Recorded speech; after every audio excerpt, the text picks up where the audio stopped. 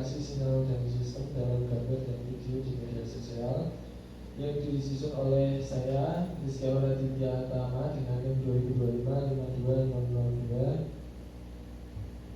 Perkenalkan, nama saya Aryan Saiful Islam dengan NIM 2025-52008. Dan perkenalkan, nama saya Muhammad Abdul Albert, NIM 2025-52011. Saya Raja Bian Raudika, NIM 2025-52004. Langsung saja kita masuk ke slide pertama. Masuk di latar belakang. Era digital menjadikan media sosial sebagai sarana komunikasi utama. Platform seperti YouTube, Instagram, TikTok mengelola jutaan konten visual setiap harinya. Tanpa pengelolaan sinyal yang efisien, transmisi data, gambar, dan video akan sangat lambat. Nah, disinilah peran sinyal dan sistem menjadi krusial dalam kompresi, optimasi, dan pengiriman data. Jadi kita akan membahas tentang bagaimana pengaruh dari sinyal dan sistem, korelasinya antara sinyal dan sistem dengan media sosial seperti YouTube, Instagram, dan TikTok untuk mengelola jutaan konten visual. Lanjut ke slide berikutnya. Ini kita akan membahas tentang fokus pembahasan. Yang pertama, ada penerapan sinyal dan sistem dalam media sosial seperti YouTube, Instagram, dan lain-lain. Yang kedua, ada proses kompresi gambar dan video pada media sosial. Yang ketiga, ada manfaat bagi masyarakat. Selanjutnya,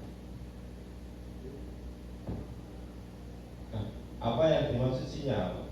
Sinyal adalah besaran fisik yang digunakan untuk membawa atau menyampaikan informasi dari satu tempat ke tempat lain.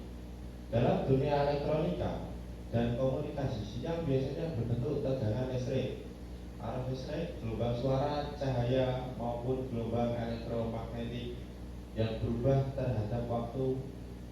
Informasi yang dibawa sinyal dapat berupa suara, gambar, video, data, maupun perintah tertentu.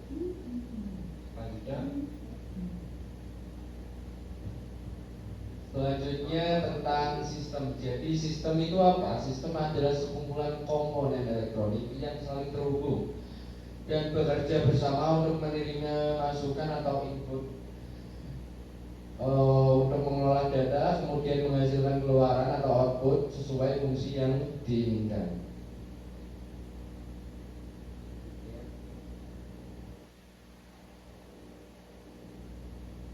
Nah, di sini kita masuk ke pengolahan citra digital. Ada 3. Yang pertama yaitu filtering atau menghilangkan noise dan meningkatkan ketajaman visual menggunakan filter digital otomatis. Jadi di era modern atau era media sosial zaman ini itu ada yang disebut filtering atau menghilangkan noise dan meningkatkan ketajaman visual menggunakan filter digital otomatis. Biasanya itu menggunakan software seperti CapCut itu juga bisa. Terus untuk saat ini juga ada AI yang bisa membantu proses filtering. Yang kedua yaitu kompresi DCT, yaitu menggunakan discrete Gaussian transform untuk mengecilkan ukuran file tanpa merusak kualitas citra. Terus yang terakhir yaitu forensik atau mendeteksi manipulasi atau copy, move, atau splicing melalui analisis pola sinyal pada file gambar. Selanjutnya. nah di sini kita membahas tentang pengolahan gambar pada media sosial.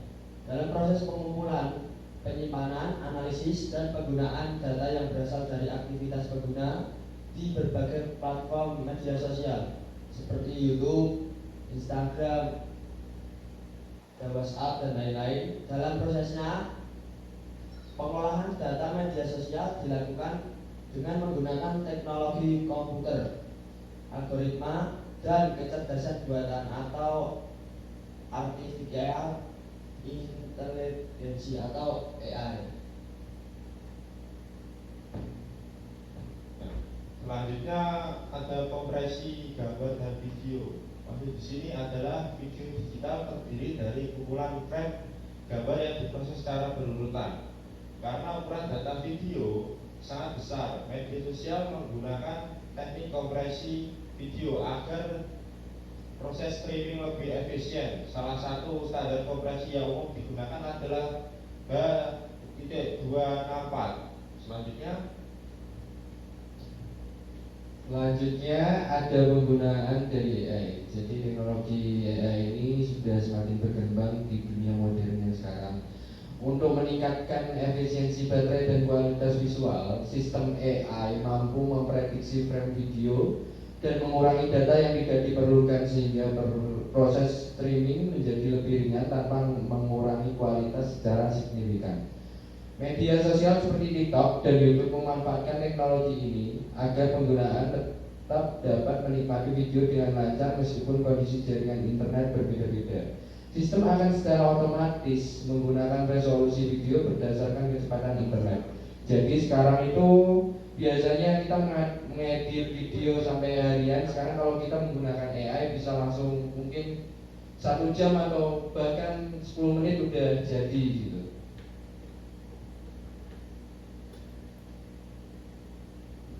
Masuk ke pengolahan video pada media sosial.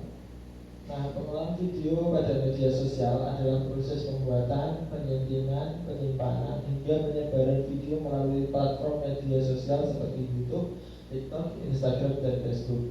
Nah, di pengolahan video ini kita akan di pengolahan video ini pastinya tidak akan putus dari yang namanya sinyal dan sistem, karena pengolahan video itu tidak ada jika tidak ada proses sinyal dan sistem yang ada di pengolahan tersebut. Lanjut.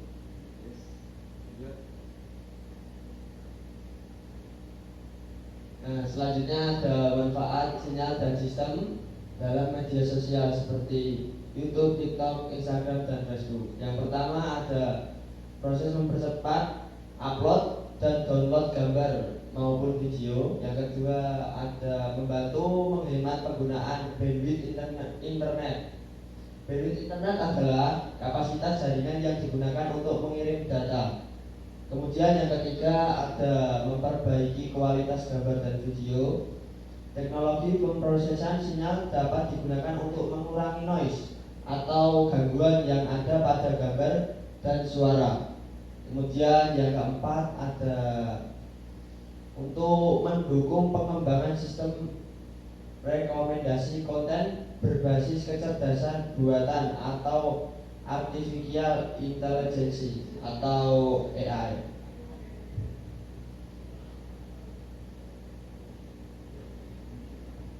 Untuk selanjutnya penerapan sinyal dan sistem pada media sosial. Salah satu penerapan sistem dan sinyal dan sistem pada media sosial adalah proses kompresi gambar dan video yang sudah saya jelaskan di slide 8 tadi ya, sama kurang lebih. Setiap hari jutaan pengguna mengunggah foto dan video ke media sosial, sehingga diperlukan teknologi yang mampu memperkecil ukuran file tanpa mengurangi kualitas secara signifikan ya. Platform media sosial seperti YouTube, TikTok, Instagram, dan Facebook memanfaatkan konsep sinyal dan sistem untuk pengolahan proses multimedia. Saat pengguna mengunggah gambar dan video, sistem akan menjalankan proses encoding dan kompresi data agar ukuran file dapat diperkecil ya.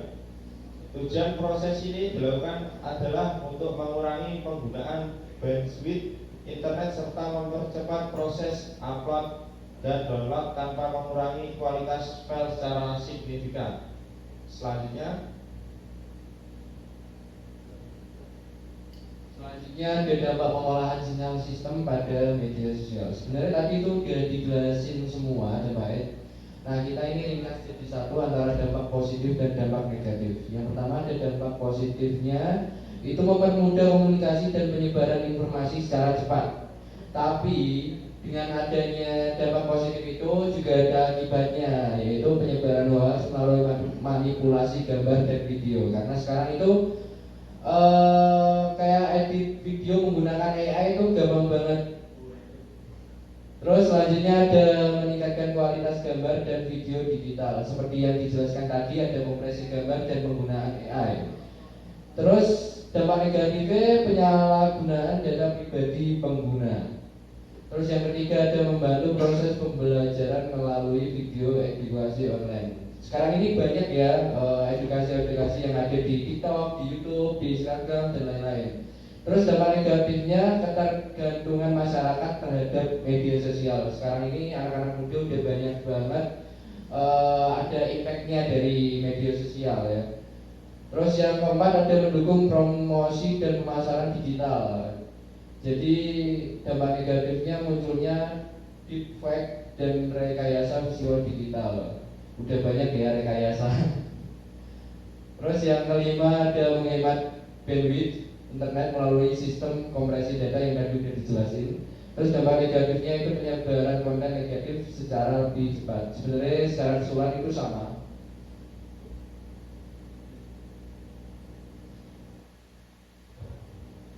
Di sini kita lebih masuk ke dampak positif penggunaan AI pada media sosial. Seperti yang sudah saya singgung tadi, ada dampak positif dari penggunaan AI yang sangat banyak yang bisa kita rasakan. Nah, di sini kita jelaskan salah satu dampak positif penggunaan AI pada media sosial adalah kemampuan sistem dalam memberikan rekomendasi konten yang sesuai dengan minat pengguna.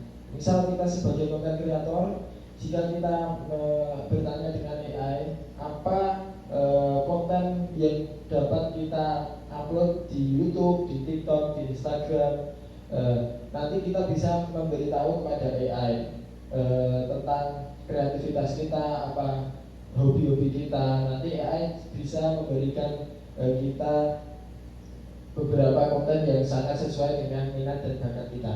Terus AI juga bekerja dengan menganalisis aktivitas pengguna seperti video yang sering ditonton, postingan yang disukai, komentar, serta akun yang sering dikunjungi. Nah, AI itu memang bekerja sama dengan algoritma di YouTube. Seperti misal kita menyukai video tentang teknik elektro, kita mencari video tentang teknik elektro. Nah, AI akan bekerja dengan algoritma dengan memberikan beberapa konten tentang teknik elektro yang mungkin akan kita sukai.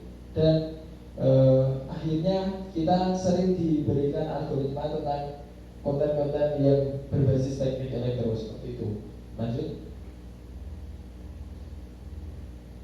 Nah, selanjutnya di sini kita akan membahas tentang dampak negatif penggunaan AI pada media sosial. Dampak terbesar penggunaan AI adalah penyebaran berita hoax dan informasi palsu yang semakin mudah dilakukan.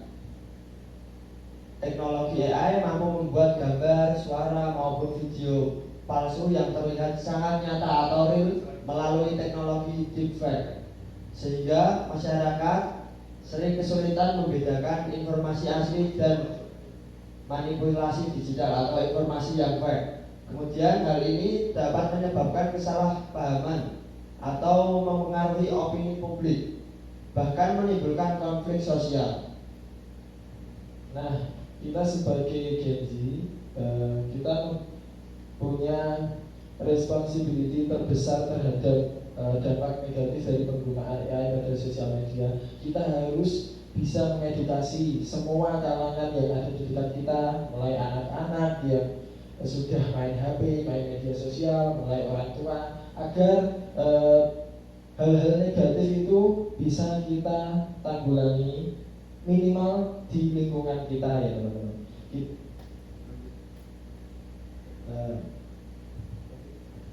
Nah, jadi intinya itu teknologi itu hanya alat, tetapi kebijaksanaan kita itu kemudi utamanya.